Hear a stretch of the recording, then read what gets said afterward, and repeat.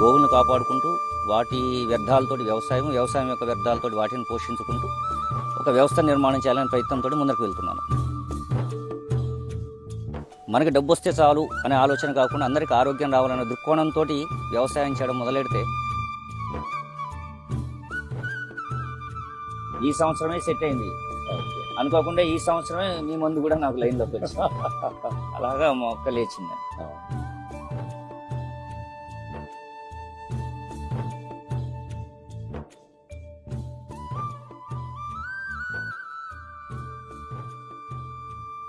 నా పేరు మల్లా శ్రీరామూర్తి.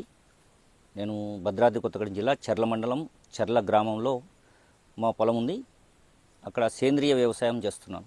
సహజంగా ఏంటంటే మందులు వేస్తే 45-50కి వెళ్ళిపోవచ్చు, కానీ ఆరోగ్యమే మహాభాగ్యం.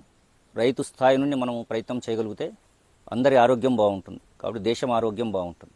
దానికోసమని ముందర నేను మొదలెట్టాలి అనే దృక్కోణంతో నేను వ్యవసాయం మొదలెట్టాను. నేను వృత్తిపరంగా అర్చకుణ్ణి, కానీ పొలం ఉంది కాబట్టి సేంద్రియంగా చేయాలి, తర్వాత గో సంరక్షణ చేయాలనే దృక్కోణంతో అటు గోవులను కాపాడుకుంటూ వాటి వ్యర్థాలతోటి వ్యవసాయం యొక్క వ్యర్థాలతోటి వాటిని పోషించుకుంటూ ఒక వ్యవస్థ నిర్మాణం చేయాలనే ప్రయత్నంతో ముందుకు వెళ్తున్నాను.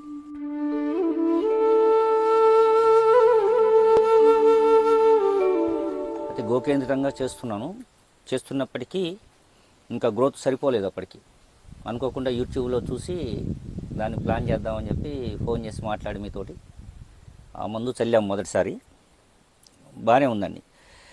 దుబ్బు చేయడము, లేవడం, చేను బాగా లేవడం ఇదంతా బాగా సరిపోయింది. కాబట్టి ఇబ్బంది అనిపించలేదు ఈ మందు వాడడం వల్ల. బాగుంది. అంటే మీరు వీడ్ జాప్ కూడా వాడారు? ఫస్ట్ కలుపు వేసాము, తర్వాత గ్రోత్ ఫిట్ వాడారు. గ్రోత్ ఫిట్ వేసాము. అయితే మాకు ఏమైనా ఇబ్బందులు వచ్చినాయా? ఇబ్బందులు అంటే ఏం రాలేదు, కానీ మేము కలుపు మందు వేసిన తర్వాత వానలు విపరీతంగా పడ్డాయి. అసలు గట్లు మించి వెళ్ళిపోయాయి నీళ్లు, అంత బాగా వచ్చాయి నీళ్ళు. దాంతో ఒత్తిడి అయిపోయింది. మందు వేసినా దాని ఫలితం అది ఉండాలి కదా లోపల. అవును. అయినప్పటికీ మొక్క లేచింది, కలుపు కొంత వచ్చింది, మళ్ళీ దాన్ని అంతా పీగించేసానులేండి. అదే ఇంత వర్షాలు మనకొక్కరికే కాదు, పక్కన రైతులందరికీ కూడా ఉన్నాయి కదా శ్రీరామ్? అందరికీ అండి. ఆ పంటకి ఈ పంటకి ఏమన్నా తేడా ఏమన్నా మీరు చూసారా? వాళ్ళు పురుగులకి మందులు కొట్టుతున్నారని చేస్తున్నారు. మనం ఏమి కొట్టలేదు. గ్రోత్ ఫిట్ ఒకసారి కొట్టాం, అది కూడా 1%, 1 లీటర్ కొట్టాం. ఈ సన్నధాన్యం అయినప్పటికీ ఏమీ మనం ఇంకా వేరే మందులు నేను ప్రయత్నం కూడా చేయలేదు. సేంద్రియంగా కూడా ఏమి కొట్టలేదు ఇంకా. కానీ మొత్తం మీద బాగుందండి చేను. అంటే ఇప్పుడు జరిగిన పరిస్థితుల్లో కలుపు రావటానికి ఏంటంటే మన మళ్ళీ నీళ్లు మనం ఉంచాలని అంటాం. కానీ మీదేమో అసలు బయట నుంచి వచ్చి లోపల నుంచి వచ్చి అన్ని వరద నీళ్ళు అంతా రావడంతో పెరిగింది. కానీ మామూలుగా పెరిగిందా, లేకపోతే దీని ఇంపాక్ట్ ఏమన్నా కొంచెమైనా ఉందనిపించిందా మీకు? అంటే వరి పెరిగిందండి. వరికి మనం ప్రత్యేకంగా వేరే మందులు ఏమి వేయలేదు కదా. అవును, వేయలేదు. కలుపుకి కూడా దీని ముందర కంటే తగ్గిందా? ఇదివరకుతో పోలిస్తే తగ్గిందండి. ఇదివరకు కంటే కూడా వరి పెరిగిందండి. వరి పెరిగింది. గత 5 సంవత్సరాల నుండి చూస్తున్న దానికి దీనికి తేడా తెలిసింది, అందరికి తెలుస్తుంది. ఇప్పుడు కంకులు కూడా వచ్చి ఉన్నాయి కదా, దీని ముందరికి ఈ రోజులకి మీకు తేడా ఏమన్నా కనపడుతుందండి? దుబ్బులో కానీ కంకిలో కానీ? అదే దుబ్బు మార్పు ఉందండి, కంకి కూడా బాగానే ఉందండి. ఈసారి మీరు ఈ రెండు వాడారు కాబట్టి మీకు జనరల్గా గింజ బరువు కూడా పెరుగుతుందండి. మీరు మామూలుగా 70 కేజీలు ఇస్తారా? 75 వేసినప్పుడు ఆ సంచి కడతారు కదా, మీకు ఇంకా గ్యాప్ వస్తుందా లేదా అనేది అబ్జర్వ్ చేయండి. సరే, మీకు తేడా తెలియటం కోసం. మీకు ఆ తేడా డెఫినెట్గా కనపడుతుంది అన్నమాట. అది మీకు దీని ముందర ఎన్ని బస్తాలు అయ్యేదండి? అంటే నేను సేంద్రియంలోకి వచ్చాక మొదటి సంవత్సరం 15 అయిందండి. రెండో సంవత్సరానికి కలుపు ఎక్కువైపోయి 12కు పడిపోయింది. ఆ తర్వాత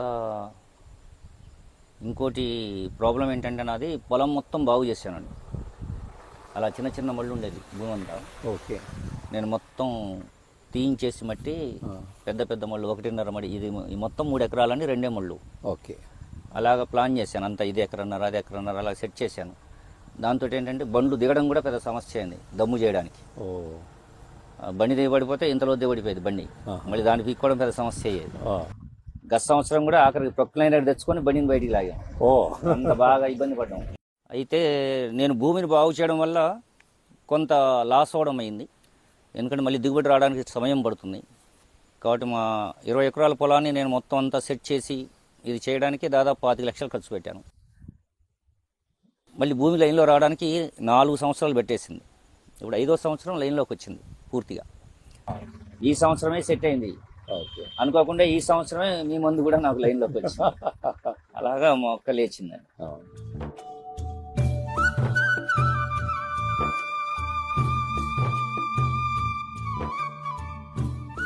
కాబట్టి ఈ సంవత్సరం నుండి నేను చేసే ప్రయోగాలన్నీ సక్సెస్ అవుతాయి. ఇప్పుడు వీటిని బట్టి నేను ముందరికి వెళ్ళగలుగుతాను. అందుకనే కొంత భూభాగంలో ప్రతి వేశాను, దాంట్లో కూడా కొద్దిగా గ్రోత్ ఫిట్ కొట్టాను.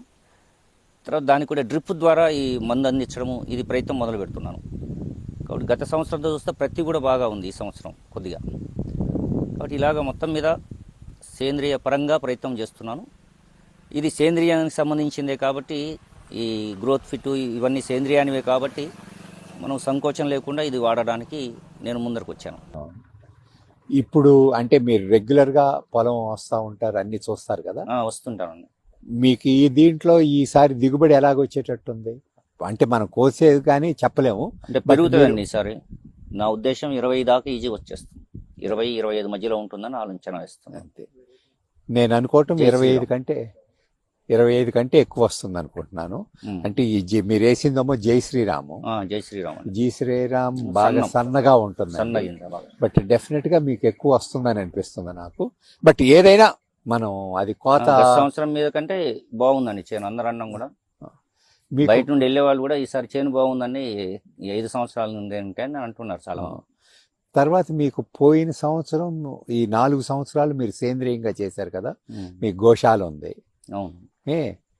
ఖర్చులుగా ఏమన్నా తేడా కనపడుతుందా? ఖర్చులుగా అంటే అంత తేడా ఏం లేదండి, సేమ్ అది ఇది ఒకటే అవుతున్నాయి. అదే. తర్వాత మనం మామూలుగా ఏంటంటే 3 లీటర్లు వీడ్ జాప్ వాడమంటాం. అది 1800 రూపాయలు, అంటే 600 లీటరు. గ్రోత్ ఫిట్ నమో 2 సార్లు 3 సార్లు 2 1 2 3 సార్లు అంటాం, అంటే 5 లీటర్లు. నేను 3 వేసాను. అదే అంటే మొత్తం మీద మనకు అయ్యే ఖర్చు 4800. ఏమండి? కానీ మీరేంటంటే 2 సార్లే వాడారు, 2 1 అయ్యింది. తర్వాత వేయలేకపోయారు, కానీ బాగానే ఉంది. మీరు 2వది కూడా 3వది కూడా వేయక్కర్లేదు. ఎందుకంటే మనం కొంతమందికి 4 అడుగులు పైన పెరిగిపోయిన వాళ్ళందరికి కూడా ఆ లాస్ట్ 2 ఆపేయమంటాం అండి.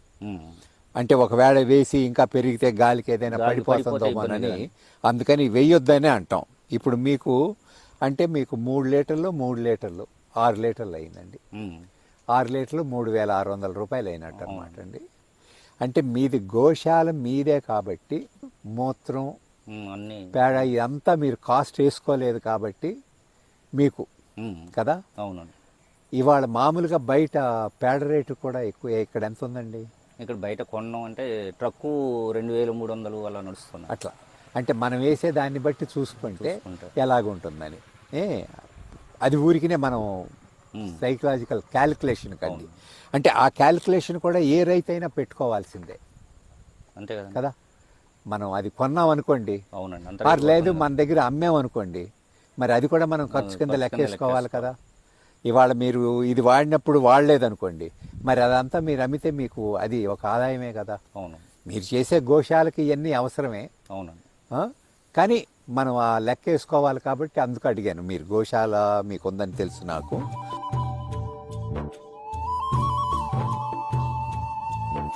అయితే ఈ మందులు ప్రభావం కూడా బాగుంది చేను మీద. ఏ విధమైన పురుగులు రాకుండా కాపాడింది, ప్లస్ గ్రోత్ బాగుంది. తర్వాత కలుపును కూడా చాలా వరకు నియంత్రణ చేసేసింది. కాబట్టి అవన్నీ సెట్ అయిపోయాయి. ఇప్పుడు వచ్చే ఏడికి ఇంకా బాగా సెట్ అవుతుంది. అయితే నేను కోరుకునేది ఏంటంటే మనందరము మనకి డబ్బు వస్తే చాలు అనే ఆలోచన కాకుండా అందరికీ ఆరోగ్యం రావాలనే దృక్కోణంతో వ్యవసాయం చేయడం మొదలెడితే అందరూ కూడా సుఖంగా ఉంటారు. ఆ దృక్కోణంతో మనం అందరం ముందరికి వెళ్ళాలి. కాబట్టి రైతులు ఇలాగ ప్రయత్నం చేస్తే బాగుంటుంది వ్యవసాయం.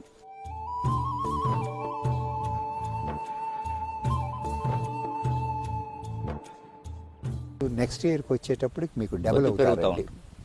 అంటే సో మనకేమవుతుందండి, మనకు తౌడు ఇదంతా మన గోశాలకు వస్తుంది. ఏమండి, గడ్డేమో మీరు కోయిస్తున్నారు, సో మేతగా ఉపయోగపడుతుంది. సో ఈ లెక్క వేసుకుంటే మీకు ఇంకా ఎక్కువ వస్తుంది. 100 రూపాయల కేజీ కాదండి మనకి తౌడు ఇదంతా కూడా. అంటే ఇట్లా మీకు ఎక్కువ వస్తుందని చెప్పడం ఏంటంటే ఓహో ఎంతో లాభం వస్తుంది అనట్లేదు. ఏ రైతు కూడా ఇలా చేసుకోగలిగిన రోజునే మనకి రైతుకు ఆదాయం పెరుగుతుందండి. అవును. ఇప్పుడు వీరి ఖర్చు ప్రకారం ఎంత అయిందంటే 3 లీటర్లు వీడ్ జాపు, 3 లీటర్లు గ్రోత్ ఫిట్ అయింది. అవును. 3, 3, 6 3600 అయింది. అంటే వీరు ఎక్కువ తీసుకున్నారు కాబట్టి ట్రాన్స్పోర్ట్ దానికి ఒక 500, 600 అనుకుందాం. 3600 ఎకరానికి అయింది. వీరికి పంట 25 బస్తాలు అలాగ అనుకుంటున్నారు. 20 బస్తాలే అనుకుందాం. 20 బస్తాల నుంచి బియ్యం ఎంత అవుతుందండి శ్రీరామూర్తి గారు? 20 అనుకోండి, 20,50,000. 20,50,000 అంటే 1000. 7.5 క్వింటాలు వస్తాయి. 7.5 క్వింటాల్స్ వస్తుంది బియ్యం. అంటే 75,000 75,000 రూపాయలు ఆయనకు ఆదాయం వస్తుంది ఒక ఎకరానికి. వస్తుంది. ఆ? ఖర్చు ఖర్చు 3600 అవుతుంది. ప్లస్ మనకి మిగతా ఖర్చు ఉంది కదా, ఏది కోత కూలి, నాటు కూలి, ట్రాక్టర్ ఇవన్నీ కలిపి అవన్నీ ఎంత అవుతున్నాయండి? అవి ఈజీగా అవుతున్నాయండి. లేబర్ ఎక్కువ అవుతుంది. అదే మొత్తం మీద 30 దాకా వస్తుంది. 30,000 అవుతుంది. అంటే 45,000 మిగులుతుంది. ఇప్పుడు అదే మనం మామూలుగా 45 బస్తాలు పండించిన రైతుకి ఎంత అవుతుందండి? వాళ్ళు 1200కి 1300కి అమ్మేస్తారండి బస్తా. 30 బస్తాలు అవుతుంది. 12,000 36,000 వస్తాయి వాళ్ళకి. ఖర్చులు 30 పోతే 6,000 మిగులుతాయి. 6,000 మిగులుతుంది. ఒకవేళ 2,000 రూపాయలకి అమ్మారు అనుకుందాం. 2,000కి అమ్ముకున్నా 30, 20,000, 60,000 వస్తాయి. 30,000 పైన ఖర్చు అవుతుంది. 30,000 కంటే ఎక్కువ అవుతుంది కదా వాళ్ళకి. అవుతుందండి. మనకి మీకే 30,000 అయితే వాళ్ళకి ఇంకా ఎక్కువ అవుతుంది కదా. ఇంకో 10,000 తక్కువ కాకుండా ఉండదు కదండి. వాళ్ళకి తక్కువ అంటే ఇది ఎందుకు ఈ లెక్క అడుగుతున్నానంటే, మాకు ఇది చేస్తే ఆదాయం రాదన్నది లేదు. లేదండి, వస్తుంది.